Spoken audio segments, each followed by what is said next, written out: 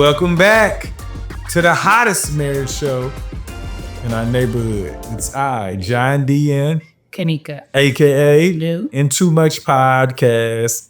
Rescripting the culture one conversation at a time. Good afternoon, my love. Hello. How are you? I'm doing fine. Is it afternoon? I'm tripping. Not yet. No, it's a good morning. He's rushing the day. I'm not trying to. I'm enjoying the moment. Hello. I'm hot flashing right now. So how was your week? It has been cool. I would say. Yours? Very relaxing. Had an early presidential break start due to the snow. Oh, yeah. So it's always a blessing to get those unforecasted days off. Yeah. What? Nothing. It was great to have everybody home and safe. You see the hate, you hear the hate in their ear. You know, that's the thing. Working from home is great because you don't have to travel anywhere. You know, generally, you don't have to worry about getting dressed up. That has its own negatives. But traveling, all that other stuff. However, when there's that inclement weather where it's not safe to travel to work, I'm still traveling to work upstairs. They were like, we still expect you 1 o'clock, Kanika.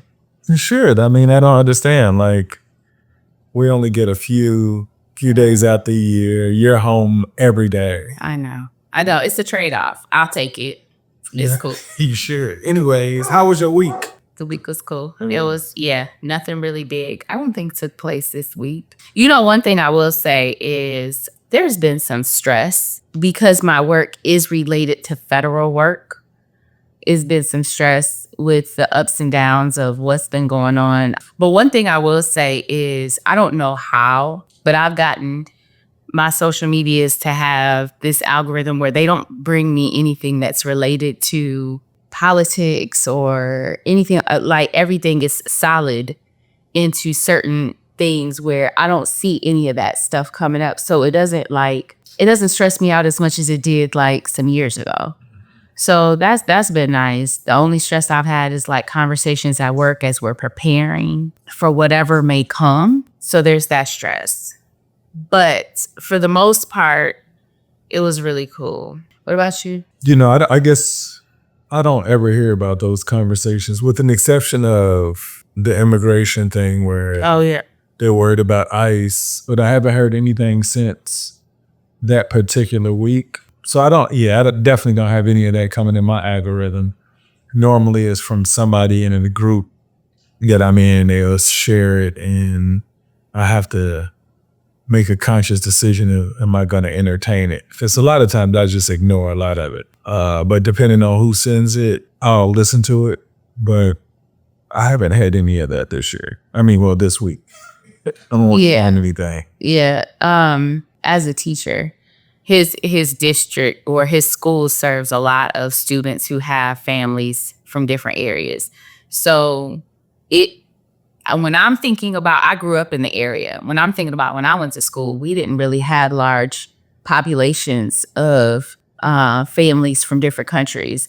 And so when I look at some of his students, like if I'll go to his school at the end of the day and I'm seeing them leave, it's a wide variety. Oh yeah, definitely. Students there. So the concern, I could see that. But I'm glad that there's not a lot of stress in regards to that. That's pretty good. So, very rarely does the outside impact the inside of the house. And it doesn't impact our regular daily conversation other than me being like, okay, so I got to watch out for this. I got to watch out for that. So I guess outside just kind of come inside a little bit more than normal. And I'm not like a super fan of that, but it is what it is.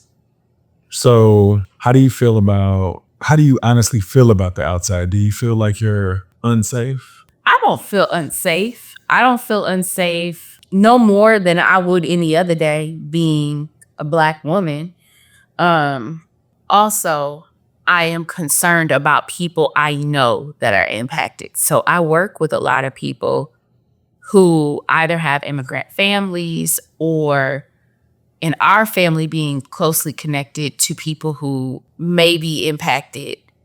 And then I work with, and I have family who are parts of communities that the government is kind of like, it feels like they're targeting how we respond to or interact with them. And so that impacts me. But me directly, I don't feel fear or anything like that. Nothing deeper than a regular Wednesday in the US. So not in that sense. What about you? How close do you think it has to be to you before it could affect you more, or it could affect your judgment on a day-to-day? I don't know. You know, it does. It affects me every day because I have coworkers. I adore them. And one of my coworkers, she expressed this week, she was like, this is like heavy and nobody is talking about it. Can we talk about it? And I think part of the reason that she said that was, can I see if, I know we are a part of federal funding as far as our programming and stuff like that, but can I just make sure that we're still people in here? We're still people that like each other. We're still people like the people I thought we were. Mm-hmm. You know what I'm saying? I remember when I was working in a surgical center in Atlanta, and I had a lot of people that came to our center working in the more rural parts. They weren't in Atlanta exactly. And when we left to Abu Dhabi, I loved my coworkers. When we left to Abu Dhabi and the campaigning started, the things they were posting, I was like, them as people and then them and their political beliefs, it really was hard for me to reconcile that they were the same person. And I think even with the conversation this week with work, it was kind of like, I know what we have to do for work, but can I just get some stuff off my chest and make sure that we all are still the humans I thought we were just a few weeks ago? You know what I mean? And that hurts me. And it's also about education. If I was telling you, your sister called because she was worried about you. Ja being Korean, his mom being Korean, but a citizen. She was worried about what does all of this mean? And having to explain to her, no, he's a U.S. citizen. Your mom's a U.S. citizen. It's not anything to worry about. But for her, that was an immediate concern. Because I was born in Korea. Yes. He was born in Korea. She was born here. And she was like, what does that mean for everybody? And I'm like, it doesn't mean anything for everybody with us. But for her, that was an immediate concern. And so those things, it's right there. It is. That's why I was asking how close it had to be, because sometimes I think how inconsiderate I could be with people that is being impacted because it's not directly affecting me. And I don't want to be that inconsiderate to other people's situations. And being that I work in a school, the first concern that came to me was a colleague of mine, and I didn't even consider any of it. And sometimes I wonder if I'm just that absent-minded to, I guess, day-to-day social situations that I'm just not aware of. I think we've talked before about how you kind of keep blinders on for a lot of things. And that's what helps you stay focused on. I think that's a part of your superpower, but it can also be a vulnerability because it really helps you to focus in on what you care about. You put all your efforts and your concern and your energy toward it. But the world is still going on around you. Yes. And a lot of people really value their relationship with you and what you have to say. And they talk to you a lot. So when they maybe come to you about it and you're like, oh, well, flippant about it, it's probably jarring for them too. Cause it's like, he's such a caring person. I don't but my mom, even I was talking to her, I was like, girl, making sure we, I got this house, girl, this federal funding, I need to get solid in there. And she was like, you'll be all right. But then she called me later and she said, I don't want to be dismissive because that might be a real fear for you. She's like, but I do want you to know, you're qualified to do many things, not just this. And, trying to really prop me back up. And I'm not scared in regards to that. I'm not really worried. I think it's just going to take adjustment. It's not like they're going to pull it. But she even went home and was like, let me roll back and make sure that she doesn't feel like I just completely dismissed any fear she may have. So it's your superpower and your it's a weakness also. So that's odd to be able to say that, but it's very true. Yeah. But yeah, I mean, I guess the type of person I want to be, I'm trying to figure out what's the perfect balance of being able to remain aware enough about things I can't control. Right. To like not letting it infiltrate what I want to keep at my peace. Well, and I was just listening to somebody talking about that today. It's like, if you worry, it means you're worshiping the problem. And it begins to seep into everything you're doing, and it impacts your potential to do anything else. And so the guy, it was funny, he had likened it to, in a Harry Potter movie or something, they had something called Lucky Potion or something like that. And so they said, if you get this potion right, then I'm going to give you this lucky potion. And when you take it for the next few hours, everything you do is going to go right. And so Harry Potter, he wins the potion, but his friend is like nervous about playing this ball game and all this other stuff. And Harry was like, I'm going to give this to you. So the friend gets it. And the friend is like, he's like the lead to winning the game. And they have a party and he's like the life of the party.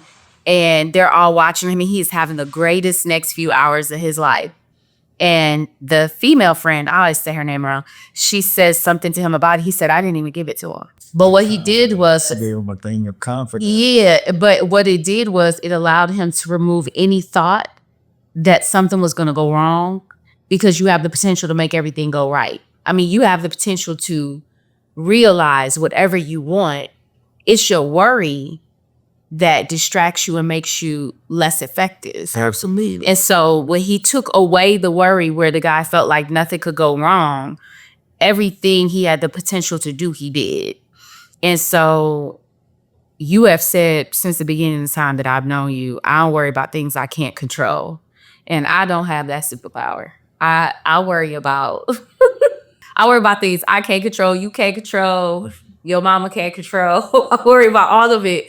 And so it's interesting that you said that, and I listened to that today, but it's true, I think. I think that a lot of the stuff that I feel like I can do, I could if all distractions were removed from me. But a lot of the times I'm the one that lets all the distractions seep in and do whatever they want. I don't focus and prioritize that anyway. So a lesson for me, let me work on that. What are your top 3 distractions? Oh, my top 3 distractions. I think one is I already believe that I don't have the ability to follow through on anything. I already feel like history has taught me that if I try to do something, I'm gonna fall off. So Is that a distraction? To me, because it's a constant thought in the back of my head. I could plan things out. I could get an idea, but in my head, that's always running. And so how can you ever really get anything done? How do you do that with work then? How do you complete work? Oh, so with work, that's the thing. See, I'm talking about my dreams, my big dreams. My dreams, like executing things for work, I know I could do my job. I could do it halfway asleep. And so when it comes down to it, it's not really a problem for me to execute what needs to be done. I also think I'm highly motivated by money. But with other things that I want personally, I'm distracted because I feel like work has to come first because mortgage has to be paid. Then, like, if Day and Dallas need something, I got to take care of them. Whatever I want to do is a want. It's not a need. So I'm always going to abandon and not follow through on things for myself because I need to make sure that I follow through for everything else. So my inability to prioritize myself and my belief that I don't follow through with anything anyway, those are 2 of my biggest problems when it comes to reaching a goal for me. That's not really an issue for work. So what I'm hearing is that you're better at your job than you are conducting yourself. Absolutely. Yeah. How did that happen? Oh, I've always been like that. I feel like grades and money, I've always been able to complete because it's the expectation my parents had set for me. My parents set the expectation when it came to grades. And so I'm going to complete all of that stuff. But if you ask me anything else I did during my school years, I was not productive at anything at all. I didn't develop any real like hobbies, none of that stuff. But I delivered on that. And then with work, I deliver on work because work funds everything else. I believe in your profession funding your passion. Unfortunately, I don't give myself enough time for a passion. So my profession really just be funding home good runs or whatever. I don't know. This lovely couch I just purchased. It's like those are the things. Sometimes I get excited. Like this house, I was so excited. I'm like, I'm going to decorate every room. We've been here almost 3 years. And this room itself has transformed.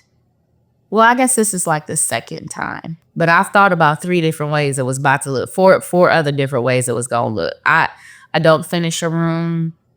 I don't finish anything.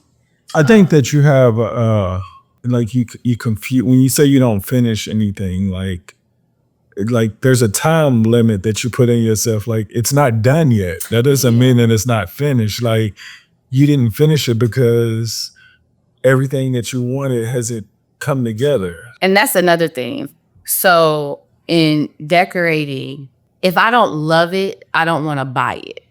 If I'm going to be in this house, I don't want to just get stuff to fill a room up. I want to love whatever I'm purchasing.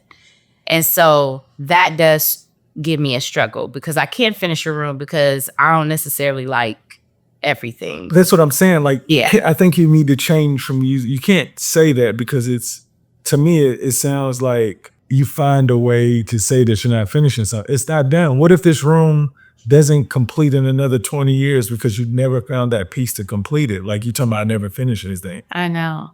Well, then it's also like weight. That's a favorite. Every so often comes back. What's that? When I set a goal of how I'm going to lose weight, and then I'd be like, but I was listening to somebody, they were talking about how, I'm the type of person where I have to set up a whole plan. And the plan has to be, okay, I need to start drinking this much water, and then I'm going to have these many steps. And then I'm going to start pulling this from my diet and all this other stuff. And then the person was like, when you put forth a big amount of effort, you're going to get a big amount of it's like energy that goes against it, right? And so they're like, okay, put your shoes by the door. Not really this slow, but put your shoes. If you plan on going to work out, put your shoes by the door every day. And then once you start doing that, then you take out the clothes you want. And then you do that. And then you go for 20 minutes once a week. And then you build up to it. Because he was saying, the amount of effort you put toward it, you're going to get some resistance. But if you're only getting a little bit of resistance you could tolerate, you can push through it more. That if you're putting all of this effort toward it, and when one thing falls off and nothing happens that's positive, then that pushback is going to feel like, look at all of what I did and I didn't get anything accomplished. Then you feel like trash because you put forth all this effort and you didn't get anything. If you do it bit by bit, that little bit of pushback, it's not going to feel as jarring and like you're not as successful because it's just a little thing. I could get over it. I could do it again tomorrow and I could try and be better. But I found that I'm the type of person that will do the whole plan. And then when I don't get what I want, then I'm like, oh, none of this works. This never works. And then I stop for 6 months and then I come back again and try it again. When you say you don't get what you want, what is that? 2 pounds lost, just anything, you know what I'm saying? But somebody else was talking about, I'm always going to tell you what somebody's talking about. Because one of the things I do, and I know John was trying to get me to talk about this, one of my distractions is social media. I scroll a lot. But I scroll a lot not on senseless things. A lot of the stuff is because I'm trying to learn something. But somebody was saying, which hard do you want to be? Which is harder? Is it harder to live the way that you're living and it possibly get worse? Or is it harder to do work to go in the opposite direction? Like, just choose your hard, choose your struggle. Which one is it that you choose to have? Yes, it's hard for you to work out. Yes, it's hard for, and people will be like, it's not hard for you to be overweight and out of shape. It is, because in the end, like, your health declines. And we were talking last week about a few people I went to school with. I'm only 45. 2 people I think have passed away that we went to school with, and one person is on a transplant list. Like, chronic illnesses just taking us out. And I am realizing that you got to pick your struggle. So am I going to be struggling with my joints, struggling with my medications, struggling with whatever comes with chronic illnesses, which I don't have any now, but they could come? Or do I want to pick the struggle of, let me go do these steps? It's not even that bad doing steps. It's not even that bad eating well. I will say it's that bad drinking water. I hate it. But anyway, you got to pick your struggle. And it doesn't seem like it's supposed to be a struggle, does it? But right now, where I am, it's easy to not care about your body. It's easy to go get something to eat real quick. It's easy to sit on the couch and scroll. It's easy to do whatever. Later on, I'm going to feel it, and then it's going to be hard, and then it's going to feel like it's impossible to reverse. So I'm at the point where it's like, which struggle do I want? Also being mindful that with all chronic diseases, you increase your risk of cancer. Cancer is expensive and it's difficult to deal with. And I only say that because I literally work in cancer screening. So I need to, it's funny. I used to say, how do people work in healthcare and they're not healthy? I'm here, y'all. And I didn't, because you guys just have the information, you don't practice it. Well, I think that part, and I think that it's easier to, like, I remember when I was nursing in the hospital, I kept my weight down because I was pushing a computer cart around all the time, going from room to room to room. But my food habits were horrible. I couldn't eat on the shift. So when I got out of work, I would eat on the way home, and then I would only get to sleep for like 4 hours before I have to pick the kids up. And then I would be with the kids for a few hours, and then I had to drop them off and then go back to work. So it was like the movement and the demand of the jobs. Sometimes you don't live the life where it's weird. It just doesn't offer the opportunity. Even going to the bathroom, like having issues with being able to find the time to go to the bathroom. As a teacher, you can't even leave the room just for monitoring people, but that's not healthy. But we still had to do it. And then even when I was in the surgery center, we had so many reps that would come in, and they will be peddling all this stuff to the doctors, and they will buy us lunch all the time. Well, we're in there and we're running between patients, and then we'll go in there and we'll eat lunch, and whatever they get us, they always get you the fattest stuff that they could possibly find. But it's true. The information, but I think of it more like prioritizing yourself. A lot of the times, I think that people who work in healthcare, their whole job is to prioritize people.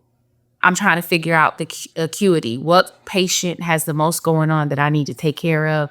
I need to go give them that, and then I need to give this. We're prioritizing all day long, and it does not include us at all.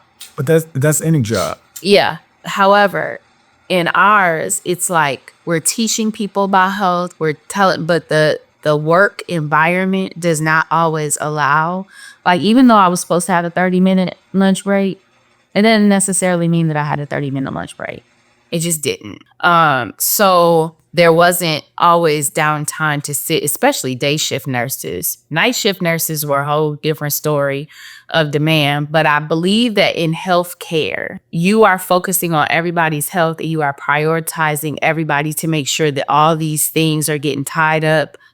And it doesn't necessarily mean you. And I think that some people, that is one of the battles, is you're so busy prioritizing everybody else that by the time you're done with a 12-hour shift, you're too tired. And then you just give yourself what's left over. And it's really not. I think that that's the story for single parents. I think that's the story for if it's two parents in a house of a bunch of kids. I mean, it depends on what you have to give. People who work in social work, I used to work in social work. I didn't even care about myself. At the end of the day, if I could get a burger in my mouth and get into a bed, that's what I was doing. It really, really comes down to, do you believe you're important enough? And if you do believe you're important enough, if you believe that you're important, then it's going to be natural for you to say, well, this is for me. But I am going to be somebody who will be honest and say that when I ask myself that, I can't necessarily say, I know I'm supposed to say, I know that I'm important. I know I'm important to people's lives. I know I'm important as a person. But deeply in my shondo, when I be thinking about the whole grand scheme of things of life and everything that I have going on in my life, I was like, I'll be all right if I just get this. Let me just make sure all this other stuff is done. So unfortunately, this was my therapy session, I think. But yeah, I think that that's one of the biggest problems. And me at my big old age now, I just feel like I would like to pick a different struggle, I think. Well, typically they say struggles are supposed to make you stronger. So when are you going to complete the struggle? There's a process. And I think that's the thing. You don't think that the struggle continues? It continues because you haven't completed the process. Like until you complete the process, the struggle will always be there. It's almost like you're saying, I'm going to just go look for another struggle. Complete this one, and I don't think you will have as many struggles because you'll get through it. And I know that you said that was the problem in healthcare, and I can see that being definitely a situation. But the situations that you named, what is preventing you from participating in the get over? Because you said before, sometimes they don't get lunches, and sometimes, you're prioritizing so many other people, or you just don't have the time. What is the struggle? Maybe I don't understand that. Yeah, you know what? It's always, in all of these years I've known you, it's been difficult for me to explain it to you because you don't find these things a struggle. You be like, okay, so what's the problem? So then fix it, and then you fix it. Yeah, no, but if I'm asking you, you're like, if you don't tell me what the struggle is, then like it's like an addict. Like they have this problem and they can't figure it out. Like, so what is the struggle? The struggle is I am not important in comparison to all the other components of my life. See, that's what I'm saying. I don't believe that's the case, because if you really thought that, then your kids wouldn't have a great mother. I believe you can improve, but I'm saying you deep down don't believe that. That's why I say have a great mother. No, because I prioritize them. I'm saying you say you don't prioritize yourself, but you're not in bad health. You're not in complete bad health. You just have some poor practices that you would like to improve. So when you say things, when you describe things that you do, you make it, well, what I hear, it's like, it's unfixable. No. No. That's what I was just saying to you. It's not unfixable. No, I know it's not, but so look, I am not trying to bother you. I'm just saying what I'm hearing.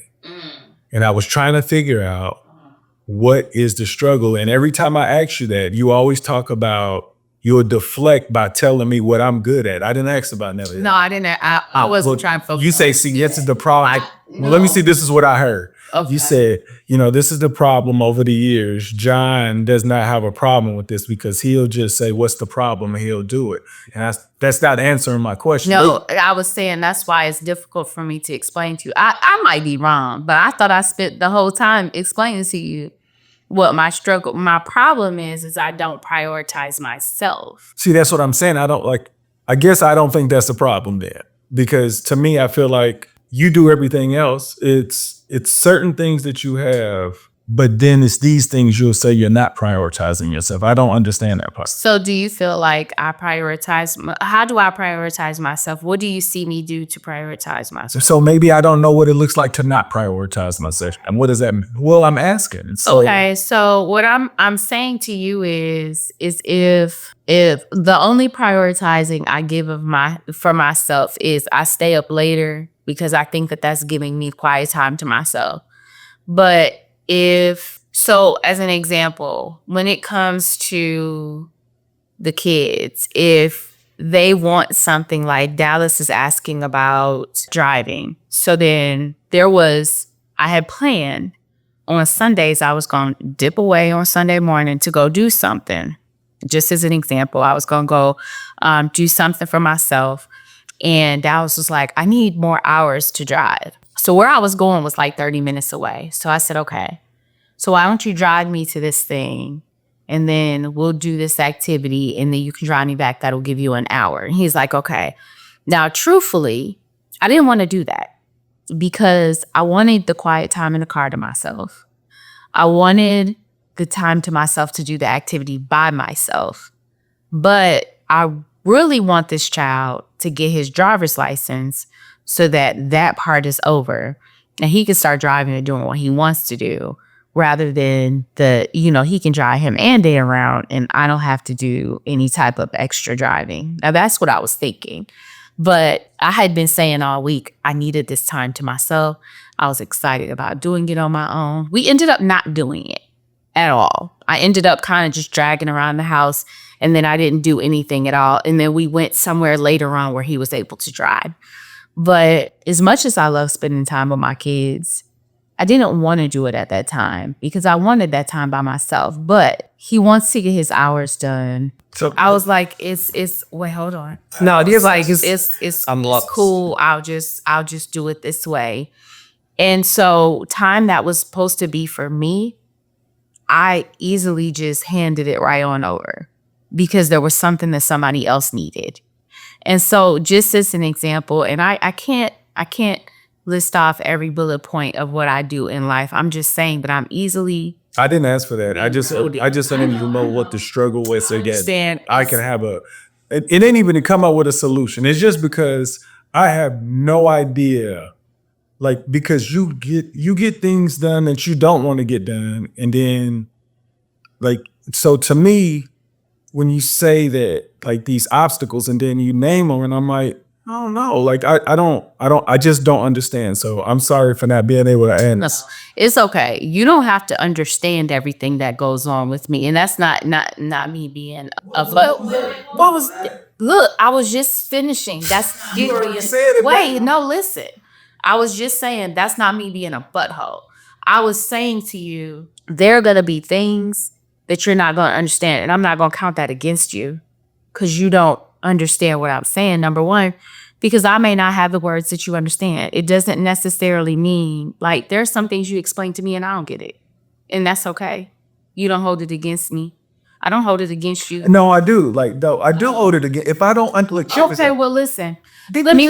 You just said something. I'm clarifying. Okay, but I hadn't finished my part. Well, you said something about me that wasn't true, and I was like, I do hold it against you. You hold it against me. Yeah, because if I don't know it, or if you don't know it, check this out. This is one of those things where I need you to realize when I'm talking about communication, because right now I feel like we're going in opposite directions. Mm-hmm. So if there is something that one of us don't understand, there is a misunderstanding. You say, sometimes it's okay. No, it's not. It's not ever okay to walk away and be like, you don't understand. So my job is to revisit to make sure that this doesn't ever, like, it doesn't happen again. So with you hearing you say, like, it's okay. Like, I'm not like, it's not going to ruin our relationship. I don't think that. But at the end of the day, when I hear you say it's okay to not, it isn't. Because that's where the disagreements, that's where the conflict comes in relationships, because somebody doesn't understand.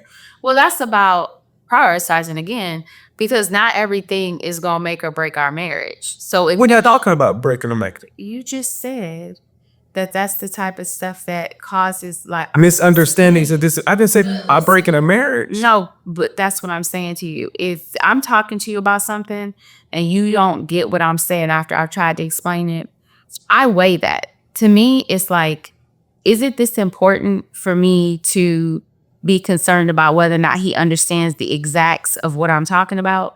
If it's not, then it's not. And I'll be like, okay, well, he just don't understand. That's cool. But that's your determination, correct? Yes, but if it's something that is important to our marriage and how it functions, then of course I'm going to put forth more effort, and it's going to be important for us to come to a consensus and understanding.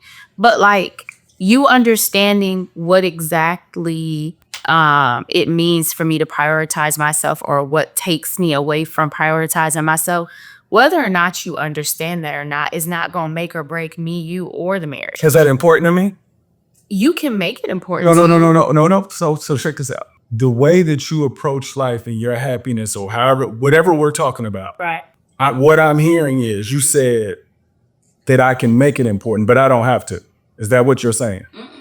Okay, maybe You have to, because I'm trying to figure out how, like, it's great for you to want to support me in that. It's great for you to want to understand. But if you don't understand, I'm okay with that. This not going to, I understand. You can be okay, but it's not about you again. It's me trying to understand. You saying, hey, I'm okay with you not understanding. That's cool too. I'm not. So that's what I'm saying. Are you telling me because you're okay with me not understanding that is the end all, like I shouldn't ask anymore? Well, I think that if it's about me and you don't understand it and I'm gonna still be okay with it, then I'm fine. No, I'm asking, are you telling me that when you get to a point where you say, it's okay, you don't have to worry about that I'm supposed to literally not think about it anymore? Because I mean, yes, because I feel like there are going to be things like, it's just like when I was telling the kids the other day when they were having a disagreement. Like, are you going to care in 15 minutes? this isn't one of those things. No. But are you going to, in 15 minutes, are you going to be like, I've been thinking about you prioritizing yourself. And then in 3 days, you're going to be like, I was thinking about you prioritizing.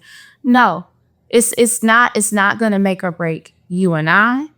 It's about me. And I understand that you are an extension of me. I mean, this marriage, I get that part. But what I'm saying to you is, if it causes me more stress to explain to you about me doing something or me having a struggle, that literally it's mine to solve. Like, I have to solve it anyway. So me understanding the inner workings of it, it's important for me to understand that. I appreciate you standing there and saying, no, it's important to me because it's important to you. But I'm saying to you, you don't have to be. If you want to be, that's your choice. But I won't stress myself out trying to find different ways to explain it, because there may be something that's just hard to explain. It's just something that is just in me to experience, but not to express. Well, that's two different things. And what I've just heard is that if it's not into you to explain it to me, that I need to be okay with that. And I'm gonna tell you why this is conflict. The messages I've heard is being your husband. The things that you're saying is conflict in the way that our relationship is. Like when I ask you about your 3 distractions, like if it's something that, like if you say something and I have a remedy or a solution, it's like, oh, I didn't even think that could work. But since I don't have one now, you say, don't worry about that. It's something for you to worry about. And you said it's not impacting the family. That's incorrect, because these 3 things that you named today is preventing you from being your best version. That's the reason why they're distractions. So the idea that I'm supposed to just not go, like just leave it alone, in my head is like, I don't understand. I'm supposed to support you. And like when you say I've had enough, I'm supposed to just leave it at that. Maybe that's the support and help thing. Maybe. But when I hear you say things like, you can do it or you don't have to do it, it's almost like we're in the beginning of a relationship. You know what I'm going to do. So like the idea for you to say, you don't have to do it. Like, you know more about me than anybody else for you. So when you say that, it just kind of like made me feel a certain type of way. Like, like you don't know what like my intent at all. I know. It's not about what your intent is. No. It's about what I have the capacity to explain to you right now. Maybe we'll circle back to this conversation in a month and I'll have more words and more description. Oh, no, I get it. Help. I agree. But right now I'm saying, if I'm thinking about it, am I going to take the rest of my Saturday, and that's an exaggeration, but am I going to take the rest of my Saturday struggling to explain to you something that I don't have the right words for at this time, and possibly lead into an argument or a tense situation? I'm not ruining the rest of my day with you. I don't think that's what, I guess overall. Finishing. I'm not doing that in order for me to be able to, like, I want to enjoy my life. And this is a lifelong thing for me. I could come back to this conversation. But when things are starting to get bigger than I have the capacity for, that's why I say it's okay if you don't understand and I can move on for me. So if later on we circle back and then you be like, and I have different words for it, and you're like, oh, I can help you with this, then that's great. But I'm saying right now, to sit here and be able to lay everything out for you until my words make sense, until I can, it's like we speak two different languages and a lot of times we find the in-between. But if I can't find the words for the in-between right now, I don't want that to change the energy of the rest of my day. And that's why I find it easier for me to be able to say, well, that's okay. It doesn't mean that the conversation will never come back. It doesn't mean that there won't be an opportunity for you to help me or offer guidance later on. It's just to say, if I'm looking at how I plan to see my day, envision my day, when I wake up, I envision my day being easygoing and happy. And if there's anything that makes me feel like I'm pushing past that goal and it's pushing me in a direction where I may not be happy, I choose to go in the direction where I can salvage the rest of my day and still enjoy myself and not feel like, you and I had to battle it out about something I don't have the words for. See, that's it, and I'm comfortable with that. Okay. And that's all I'm saying. Like, if you don't have the words, say that. Okay. Like you, it's almost like you shut me up. Well, I don't. And I didn't want to feel that way. Well, I feel like I probably said that I didn't have the words for it. But if I No, you did after the fact. And that's when I shut down. That's when I said, you know what?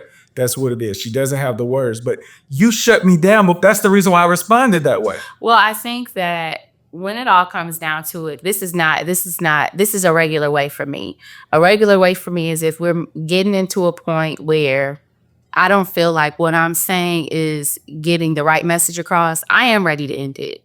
Because I feel like, we're going in a direction I'm not really feeling for the rest of my day, and I'm not trying to do that, and it's not really that deep for me right now. And I don't want you to feel like I was like...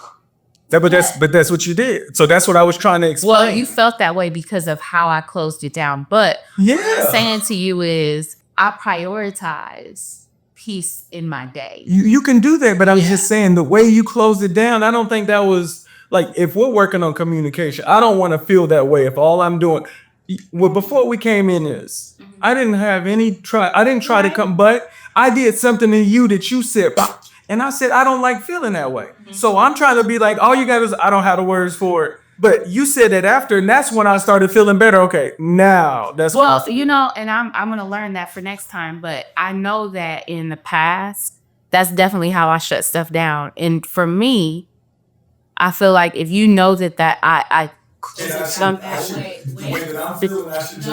if you know that usually I'm reaching my limit when I didn't. If I did that, check this out. You don't think that I wanted to curve and not make you feel that way? Honestly, keep it real. You was like, you know what? He looked like so my point is, if I really knew, and you don't think I would have been immature? Hey, I can feel this coming. You don't think I want to say, hey, I think I'm... But sometimes I think that it was interesting. I caught something when we were talking about this. You said it is about me, but the whole thing was about me. No, it was about me as far as me learning about what you're talking about. I asked the question. So I'm trying to learn about you. So if you like, I don't want you to learn no more. Right. Class is over. But I'm saying I gotta know that though. I gotta know how you enter the class. I don't need you to say get out.